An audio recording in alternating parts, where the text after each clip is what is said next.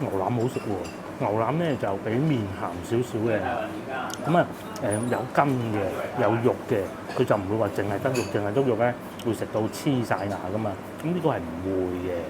至於呢度法坤燒肉仲犀利，又係排隊排到咁樣樣，哇！你睇嗰條人龍係已經多過我哋當時見到驗核酸嗰陣㗎咯喎，成行都係法坤燒肉㗎喎，我已經睇唔到條龍尾咯喎。但係呢個咧係真係好值得試，係順記腸粉。你睇下嗰啲街坊排隊排到咁，坐到咁，就知道值得一試啊！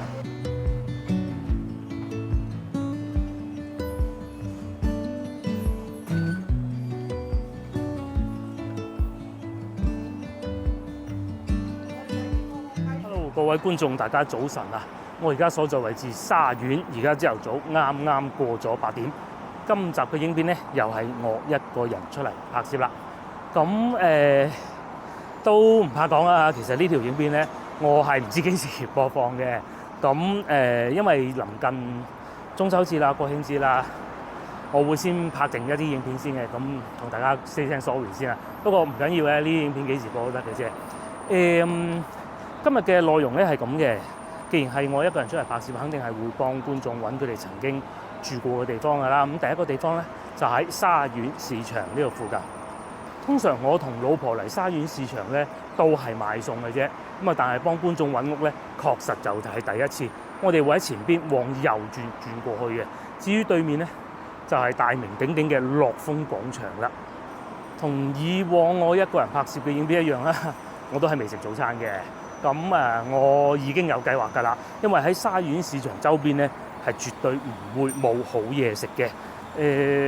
通常我哋傍晚去嘅時候咧都見到有不少㗎啦。如果換着朝頭早，我手頭上有一間食麵幾好嘅，唔知今日有冇開？唔知阿叔會唔會放假咧？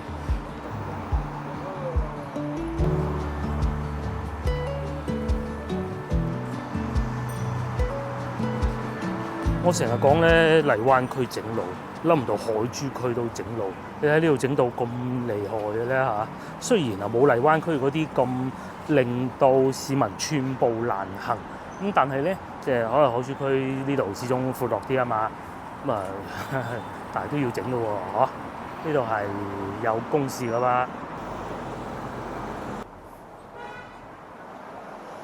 咁同埋咧，因為我今日係一個人嚟嘅，我總唔會又去市場買餸嘅。但係眾所周知啦，呢條影片係中秋節之前拍嘅。會唔會又好熱鬧咧？市場如果有機會都帶大家入去睇睇啦，睇下早上的沙苑市場是如何的。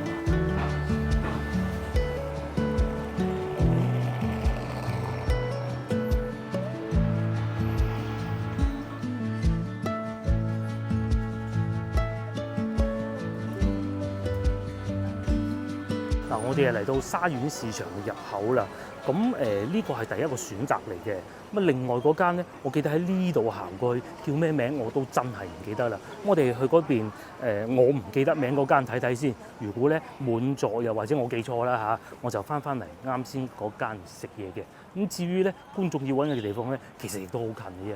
譬如面前呢度咧就係菩提路小學。咁觀眾講過嘅，佢話應該係菩提路幼兒園。或者我哋食咗嘢先啦嚇。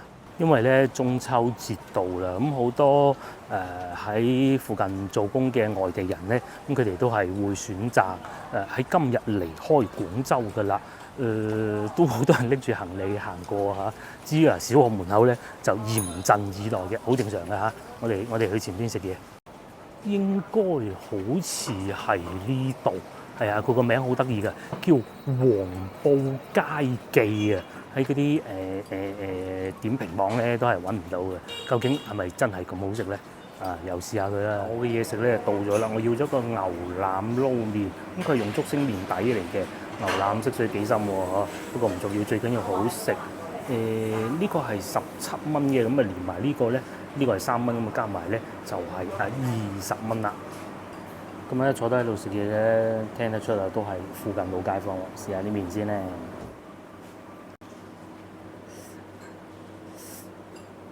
又 OK 喎，唔會想象中咁鹹喎。我見到色水咁深咧，以為好鹹啊。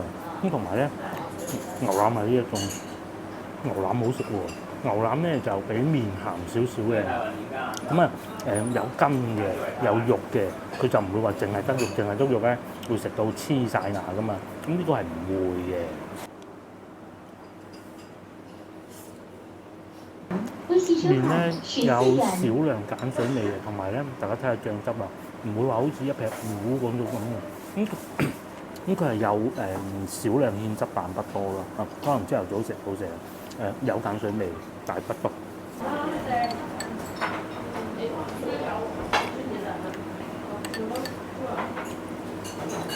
咁啊有金泥湯嘅，泥湯都幾好飲嘅喎。你飲有啲韭黃咁嘅喎。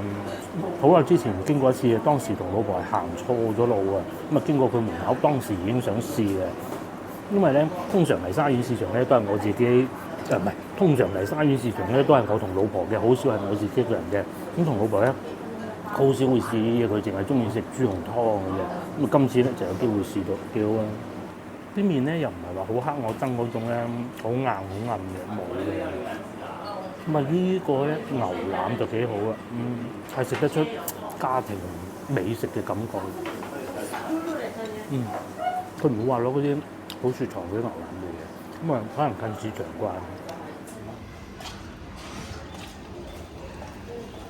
嗱好啦，我啊食飽飽，大家睇上去覺得點咧？好傳統啲味道啊嚇，但係咧你慢慢都諗唔到咧，餐廳裏邊從老闆到上菜姐姐咧都係講普通話嘅，但係食嘢嗰啲咧，我淨聽到一個普通話嘅啫。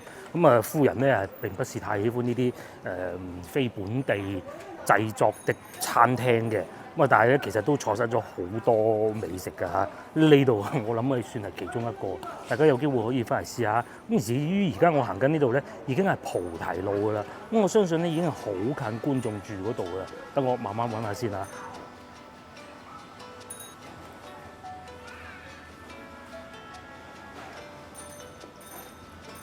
觀眾要揾嘅地方咧，叫西華新街26號，咁係喺呢度附近嘅，而且佢有描述過啊，有樓下旁邊有間幼兒園，以前叫文化用品公司幼兒園，而家可能叫菩提園幼兒園，靠近馬路邊的8樓。咁啊呢度咧就叫做51新村2街北。咁啊呢度咧其實就係廣船社區嚟嘅，咁啊呢度居委啦嚇。咁我估應該係近翻市場嗰邊嘅，慢慢行下先啦。至於幼兒園咧，呢度亦都有一個就叫廣船二幼，咁啊係咪以前嘅菩提又咪文化用品公司幼兒園咧？咁我梗係唔知啦。咁但係如果從地圖上嚟睇咧，應該就唔係嘅。如果喺地圖顯示嘅話咧，喺呢度行過去西華新街咧，仲係有一段距離嘅。我哋一直往前行向左轉，應該係喺嗰個有個門口仔嗰度轉過去嘅。咁啊嗱，即係啱先講啦嚇，之前同老婆曾經入過嚟呢度一次，當時仲行到蕩失路添。但係咧呢度超級有生活氣息啊！大家睇下面前呢啲，咪就係生活氣息咯。咁呢度屬於沙苑街，鏡頭正前方呢棟屋叫做51新村2街北15號，咁應該喺前邊行過去啦。小朋友阿嫲嫲定婆婆啊帶住翻學啊，再嚟呢度又有個幼兒園喎，等我睇下先。啲人士係前次係幼兒園咧，又好似唔係幼兒園喎，或者個小朋友去緊嗰度係幼兒園，唔知啊。咁我哋會喺呢度繼續往前行向左轉嘅。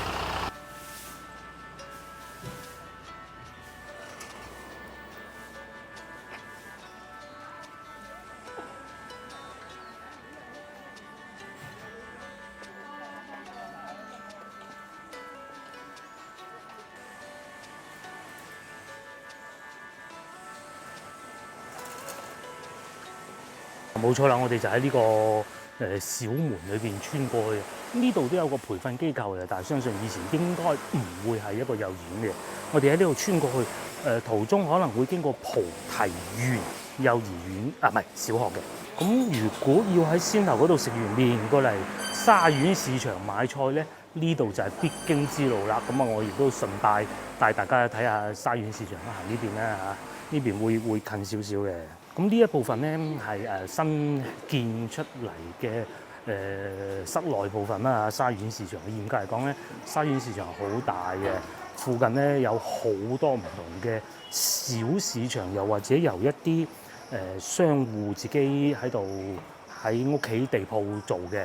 咁啊呢度咧其中一個咧就係可能一啲村民啊，又或者附近嘅發展商啊咁樣嚟租用咗呢個地方，起好咗，咁啊租出去就可以賣下啲貨物啊、乾貨啊呢啲咁咯。咁至於前邊咧就人山人海的沙縣市場啦，哇！真係突然驚嚟到呢度咧，已經見到水泄不通㗎啦。上一集係琴日嘅時候咧，我就帶大家去睇過龍津路市場啦，真係不遑多讓啊！大家睇下，因為咧差唔多中秋節啦嘛，廣州街坊市民啊，梗係要買定啲靚餸食嘢。而家8:35啫。平時我哋嚟到沙縣市場咧，都係傍晚時分嘅，即係再次證明咧，要行廣州嗰啲市場咧，要熱鬧咧，一定係夠早嘅。你睇下呢度已經行唔過啦，因為兩部車啱好揼住喺呢度。你睇下啲市民啊，電動自行車啊，完全過唔到啊！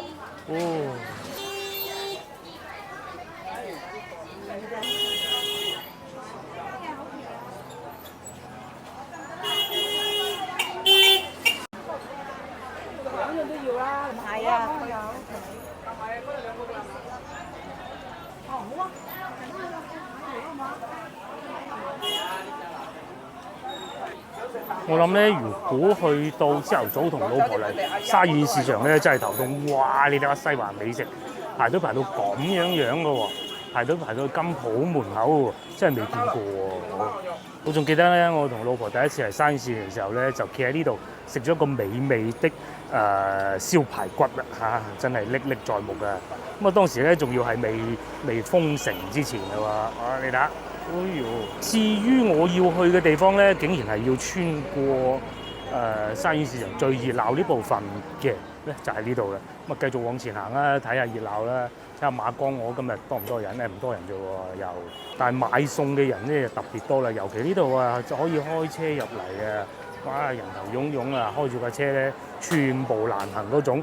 咁啊，即係拍得住咧。上一次我哋去東莞嗰個叫咩市場，我唔記得咗啦嚇，白沙市場啊。嗰種墟冚嘅情景喎，咁嗰度咧就更熱鬧啲啦，講得唔好聽叫亂啲啦，更有生活氣息。呢度啊稍為規範啲，哇！呢兩間，嗰啲燒鵝幾好買，梗係啦，要拜神要祭祖啊嘛，係咪先？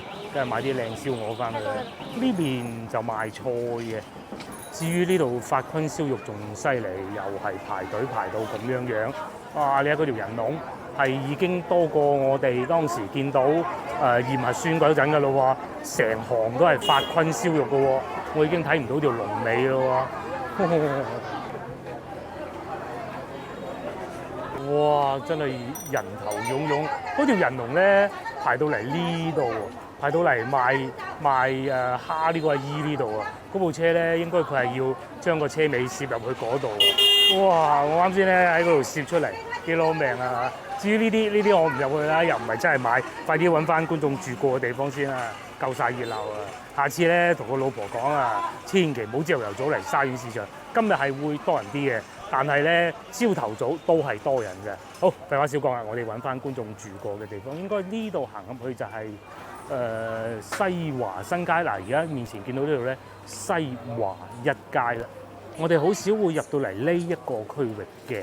好似中招我要買餸翻去嗰日，好似有嚟過，但係都冇乜印象啊。通常都係行外邊嗰度比較多嘅，因為咧喺度一路行翻出去已經係可以去到寶業路，呢度都 OK 熱鬧嘅喎。仲有呢間小食店又係啊，先頭咧如果嗰度冇嘢食咧，我就會嚟呢度。只不過有觀眾又話你成日食腸粉唔好啦咁，但係呢個咧係真係好值得試，係順記腸粉。你睇下嗰啲街坊排隊排到咁，坐到咁，就知道值得一試啊！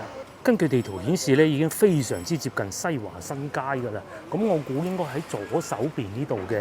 觀眾有講過嘅，應該係26號。等我睇下門牌先，冇噃，可能喺前邊往左轉。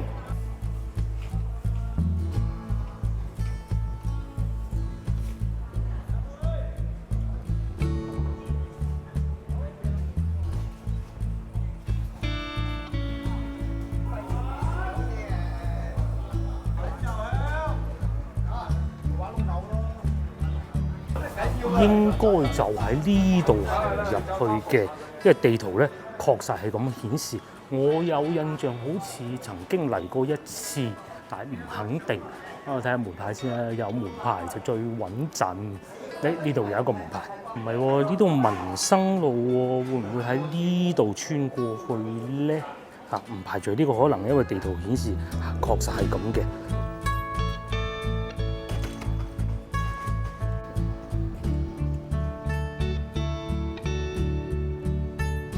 嚟到呢度嘅時候叫做西基西，咁啊地圖顯示應該呢個口穿出嚟嘅，睇下咪先啦嚇。如果唔係揸住手提電話地圖都好難啦。我記得我曾經嚟過一次，有一次咧同老婆喺江南西嗰邊行路，就經過呢度噶啦。原來出翻去嗰邊就係西華沙苑市場賣水果嗰度。咁按地圖顯示咧，應該係呢一堆屋嘅，但係似乎又冇路行得到入去喎。同埋咧，又係地圖顯示咋嚇？呢個叫做西華遠洋小區喎。咁即係話以前嗰啲遠洋集團嘅小區，咁係可能呢度有船廠都不足為奇嘅嚇。我哋慢慢行下先。最初咧，我以為呢個地方係好容易揾嘅，咁但係可能呢度嗰啲以前啊舊嗰啲國企宿舍係比較多喎，咁啊比較難揾啦嚇。行下先，行下先。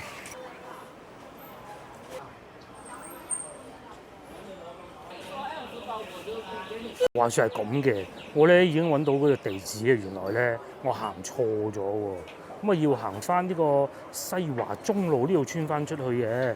咁啊壞消息就係仲需要6分鐘，好消息就係連門牌號碼都揾到啦。咁我哋行翻豬肉檔呢度穿過去咯。原來呢度咧係叫西華中路啊，我都係今日先知嘅嚇。最熱鬧嗰條路咯，係啊。咁喺外邊行翻出去兜個少少寶業路咁就到得到嘅。我順便同大家睇下呢度有幾墟冚啦。今日應該冇舊年雙十一咁熱鬧嘅。嗰啲豬肉檔都未知道話冇貨賣嗰種嘅，咁但係人就真多嘅。尤其早上喎，我發現如果傍晚真係冇咁多送貨嘅車嘅喎，嚟到早上係超級多嘅喎。嗱，大家睇下嚇，一條路上邊咧，起碼4、5部都有呢啲貨車入咗嚟，再加上電動自行車咧，咁就會好擁擠啊！再加上其實今朝係落過雨啊，啱先我喺食麵嘅時候咧，都聽見啲阿姨講傾盆大雨啊咁，好彩依家停咗。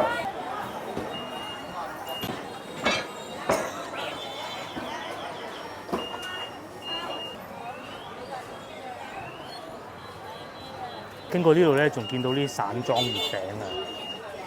幾次係13蚊一個啊，有啲12蚊都有嘅，甚至乎11蚊都有添啊！其實咧，我覺得佢嗰啲有牌子盒裝嗰啲月餅咧，真係叫做日價好多嘅。再嚟呢度又見到田螺啦，冇沙田螺12蚊一斤。冇沙田螺呢啲係未剪嗰個尾嘅，要自己翻去慢慢剪嘅。至於前邊咧，就仲未出到寶業路，我先頭咧都記錯咗，唔係寶業路，再過多一層先至係寶業路。咁啊，沙苑市場就是如此熱鬧㗎啦，因為又踩啲電動自行車入嚟，又踩度共享單車入嚟，又有汽車，大家大代細代最熱鬧啦。我哋唔廢話少講，快啲去揾觀眾住個地方。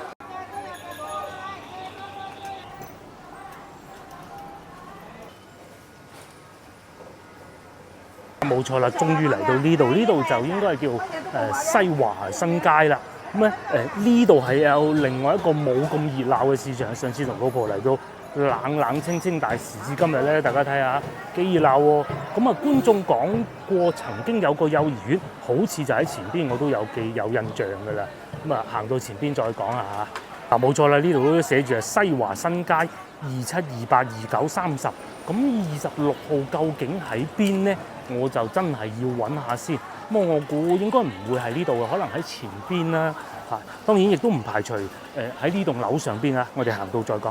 等我睇下先，會唔會係呢一棟樓咧？我睇見係18至20號啫喎。咁真係好有可能喺我哋面前見到呢一棟嘅市場啊。咁我嘗試兜去後邊睇下嘅。呢度我見到係西華街，唔係西華新街，就已經係21，終於揾到啦。原來佢嘅門牌號碼係咁樣排嘅。另外嗰啲咧喺晒呢一邊㗎。呢度有個叫貝粵幼兒園嘅，其實就已經係26號之一嚟㗎啦。呢度啊，觀眾亦都有講過佢曾經住幾樓嘅，佢話住8樓，咁啊應該係最頂嗰層㗎啦。當然我唔知佢喺靠馬路邊嘅意思係可能係呢一個上邊啦嚇。我睇見間屋都入住得幾高㗎喎嚇，有冷氣機，有啲可能我估嘅咋，呢度可能係公租房嚟嘅嗱，因為我哋見到咧有啲環衞工人都住喺呢度嘅。你公租房係要租俾環衞工人住，唔係佢人哋點做嘢咧？係咪先？咁啊近馬路邊，我估應該係呢邊嘅。嗱好啦，應該就係呢度啦，啱好俾棵樹遮住呢個位置，我哋行前少少就睇到啦。咁啊，我竟然嗰個渠咧仲係呢一種咁舊，仲未換 PVC 管嘅噃。我估應該係有個晾衫竹嗰個位置啊。觀眾講話8樓啊嘛，係咪先？咪即係好高㗎啦。就係呢個門口入去，啱先我就企喺呢度啊，揾唔到嘅咧，究竟喺邊咧？原來就係呢棟樓啦。都幾容易揾喎。咁至於菩提園小學咧，如果冇記錯咧，應該喺前邊嘅，因為地圖都係這樣顯示的。嗱，我而家企緊嘅叫貝粵幼兒園啦，再往前行少少，喺我嘅左手邊就係菩提幼兒園。咁咪即係呢度？哦，即係可能佢一個幼兒園2個名啩，我只能咁理解啦嚇。呢個係咪？哇！真係原來咁容易，我以為好難；原來咁難，我以為好容易啊！原來就喺呢度嘅啫嚇。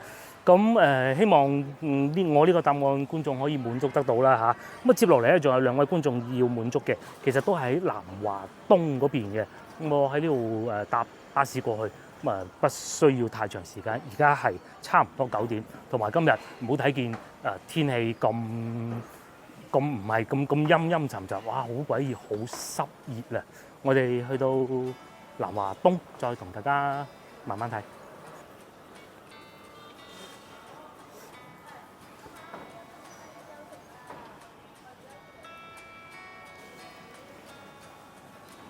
咁啱嚟到呢度咧，我又見到呢個幼兒園嘅招生簡章喎。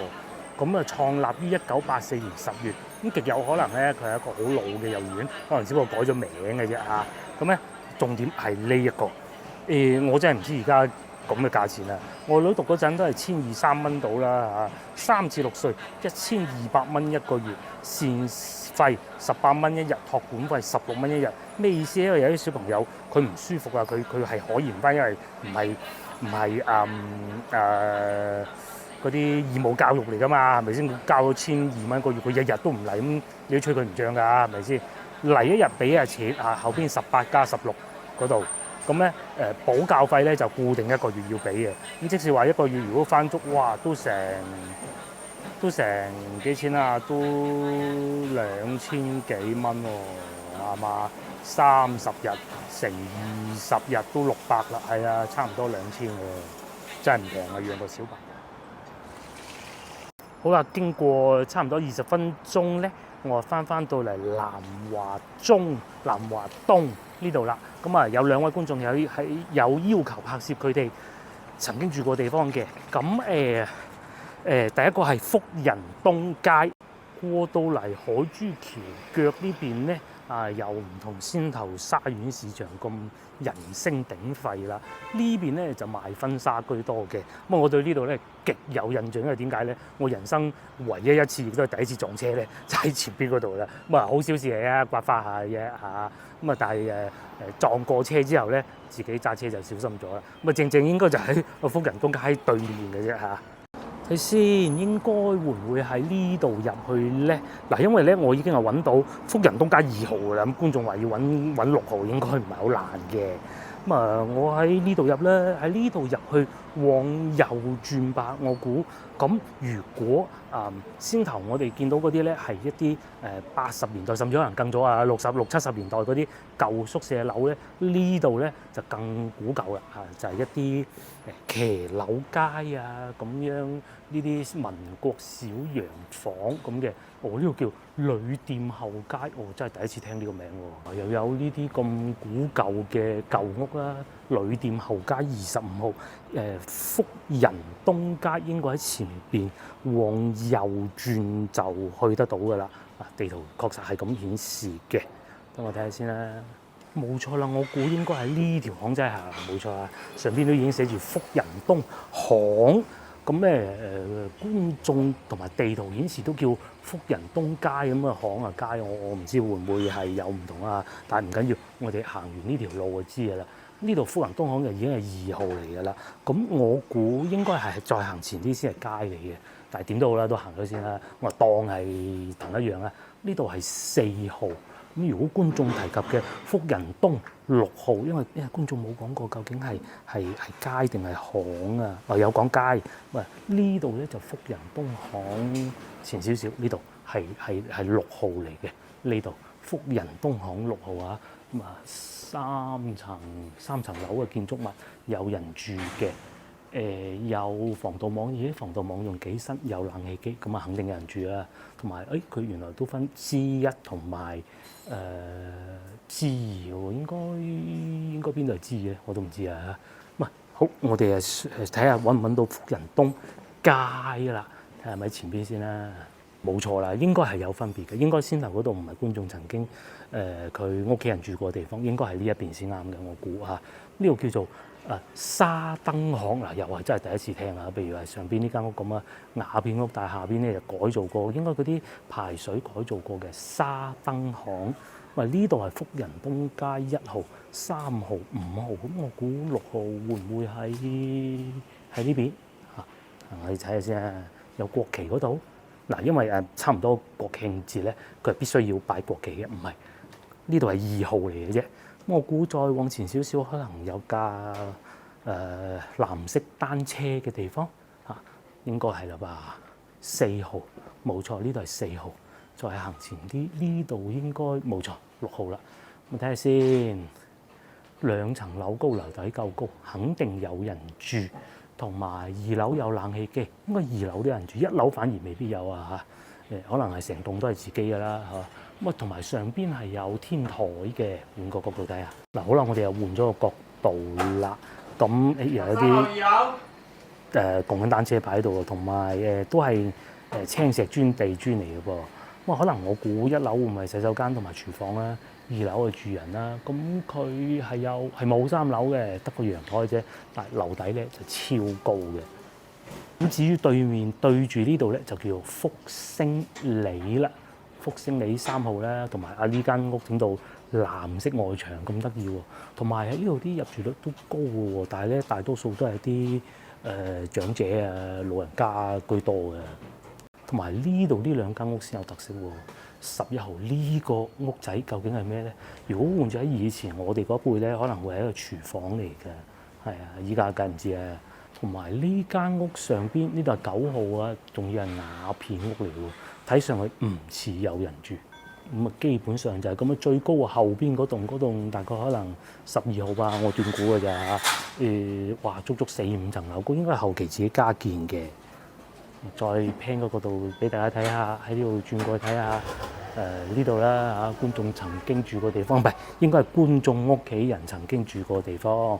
呢度緊挨住嘅咧就係8號，福仁東街8號。咁我會喺呢度慢慢穿翻出去外邊南華中路嗰邊嘅，因為根據地圖顯示一直行就係㗎啦。又係呢啲橫街窄巷啊！一嚟到呢度已經變成叫做福仁東2巷啊！哇，好狹窄嘅嗰啲每間屋嘅樓區。咁喺呢度咧就可以望翻出去福仁東街。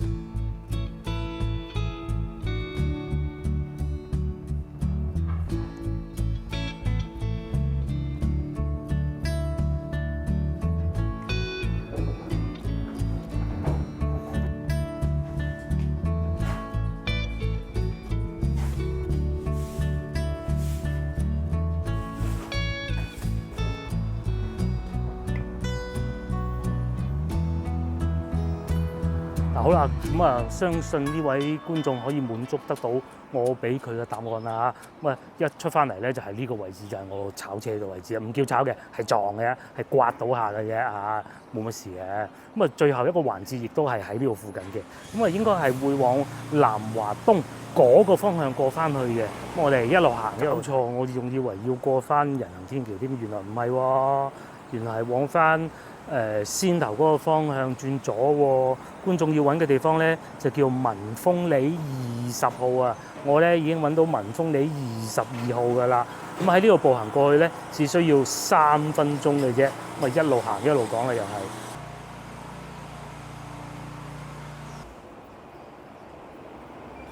好啦，我哋終於嚟到最後一個環節，就係揾民豐里啦。咁就喺我左手邊嘅，我睇下喺邊個路口轉入去啊嚇。咁喺呢度咧係好近解放橋腳嘅。咁喺呢度咧附近咧亦都會有好多宵夜檔啊，而家梗係收工啦。同埋再往前行少少咧，就已經可以去得到纖口市場。所以咧，你會見到好多街坊啊嚇，攞住1袋2袋嘅餸菜翻屋企嘅。民豐里呢度，根據地圖顯示咧，應該就喺呢度入去嘅。等我睇下係咪先啊嚇。同樣都係先頭我哋見到嗰種咧好古舊嘅屋嚟嘅。嗱，我已經見到民豐里20號、21號㗎啦。咁觀眾要揾嘅20號咧，應該就係呢度啦，真係快啊！等我換個角度睇下先。就係呢度啦，民豐里20號。咁呢度咧21號、19號各種啦，同埋咧19號呢度係危房，就不能再住㗎啦。再喺呢度行翻出去咧，就係先頭我哋經過南華東嗰度啦，18號呢度係20號。上邊睇唔睇到仲有個寫住公用電話機嘅字喎，煙草酒類專賣零售店喎。咁外牆係重新油過顏色嘅，變成呢種黃黃地嘅顏色啦，又係2層樓高，仲有人住喎。嗱，住戶翻上樓咯喎，後生仔嚟嘅噃，咁應該係成棟屋租咗出去吧？我估，因為係嗰啲餐廳嘅宿舍咧，不得而知啊。因為附近多餐廳，會 set 呢啲宿舍喺呢度都唔出奇嘅。有冷氣機嘅2部，我見到有2部冷氣機，同埋有個閉路電視 CCTV 嘅。3樓都唔叫3樓啊，又係有一個陽台，即係嗰啲嘅加上去嘅天台啊。再嚟喺呢度過去，就已經係整緊另外一間新屋。我哋行下呢度咧，行之前又再睇下，哇！你喺嗰度嗰盞燈幾古舊，大盞燈咧係換咗個燈膽咧，係換咗智能燈嘅。咁對面嗰個陽台咧係要過去係非常之近嘅啦，擒過去都得㗎。如果係個初中生、高中生係一嘢就擒到過去啦。咁原來你睇呢個角度睇到啊，上邊仲有一個閣樓嘅木嘅窗戶㗎。至於呢度咧，就係喺度加建中嘅一個新嘅屋嚟㗎啦，打緊地基㗎喎，我估。睇嚟今日要揾嘅地方都好順利啊嚇！咁好啦，基本上我哋亦都同大家睇過啦。我哋會喺度慢慢行翻出去，因為始終呢度咧唔同先頭我哋去嗰個地方咁多曲折嘅，大多數咧都係好似面前呢啲咁比較短嘅巷嘅啫。嗱，譬如呢度咧已經係30號㗎啦。但係咧，亦都有好多係已經荒廢咗冇人住，唔似先頭我哋去到另外一邊咁樣咧，咁多人居住喎。喺呢度掘頭㗎喎。好啦，希望今集影片咧都可以滿足晒所有觀眾嘅要求啦。哇，好嘈啊！